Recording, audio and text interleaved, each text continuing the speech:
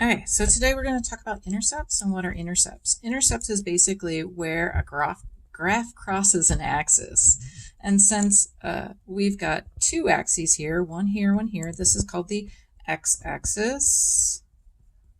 And this is called a y-axis because we have two different types of axis, then we have two different types of intercepts. One where it crosses the x-axis, which would be our x-intercept, and where it crosses the y-axis will be our y-intercept. So looking at this, where does it cross the x-axis? Well, the blue line crosses right here. Well, what are the coordinates of that point? Well, starting at the origin, we went back 6, but we didn't go up or down at all. So the coordinates of this point would be -6, 0. Okay. Well, we said there are two types, so let's talk about the other type, which would be our y-intercept. Where does it cross the y-axis? It crosses the y-axis up here. What are the coordinates of this point? Well, I didn't go, starting at the origin, I didn't go left or right at all, but I did go up 4. So that means that my y-intercept would be at 0, 4. Okay, let's find another example. So we've got now this is our function, or our line, our graph. Where does it cross my x-axis? Starting at the origin, I went back 2, and I didn't go up or down at all. So the coordinates of my x-intercept is -2, 0. Okay, where did the line cross the y-axis? It crossed, well, let's call that -4. We didn't go left or right at all, but we did go down. Let's call that 4. 3.5, 4. Let's call it 4.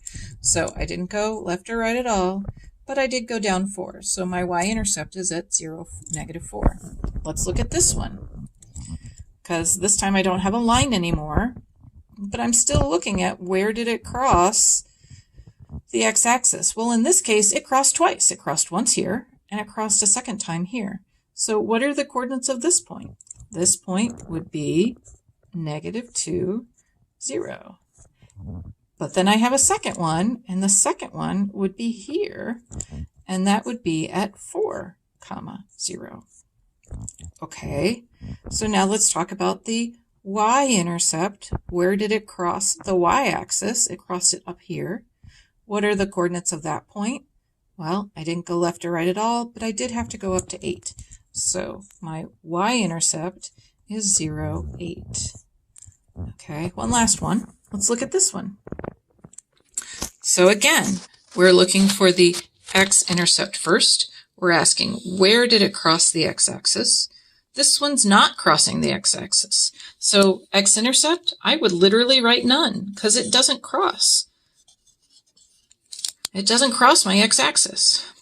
But let's look at the y-axis. Where does it cross my y-axis? Yep, it crosses. It crosses up here. What are the coordinates of that point?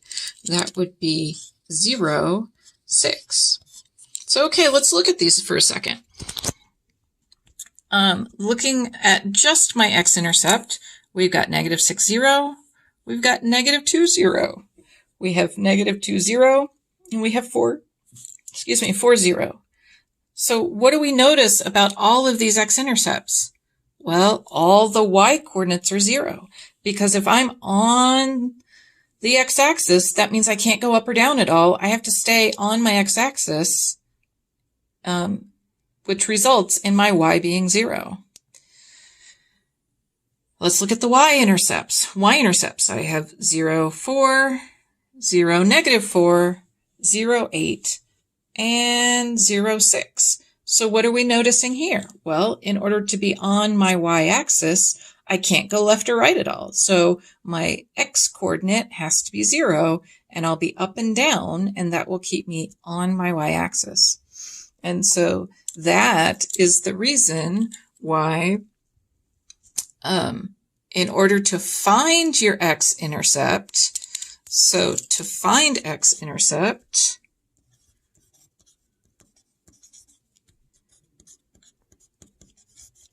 we want to set y equal to 0, because that's how we get on the x-axis. And to find the y-intercept, set x equal to 0. Oops. because if we set x equal to 0, then that will force us to be on that y-axis. So then the next question begins, how does this relate to y equals mx plus b? We know that x is our input. We know that y is our output. We know that m is our slope. What is this b? And so it turns out the b is just the y-intercept. And it's the y-intercept where it crosses the y-axis. But just like slope can be represented a couple of different ways, you can think of it where it crosses the y-axis, but you can also think of it as the starting value. Whew. So if we go back to Phil's plant,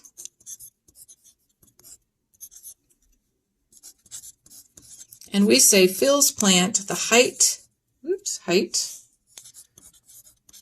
can be given by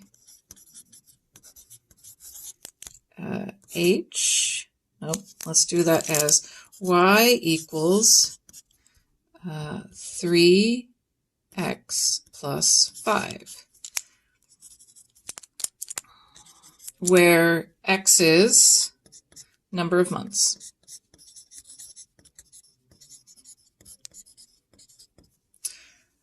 So we talked about the 3 being the slope. How is it changing?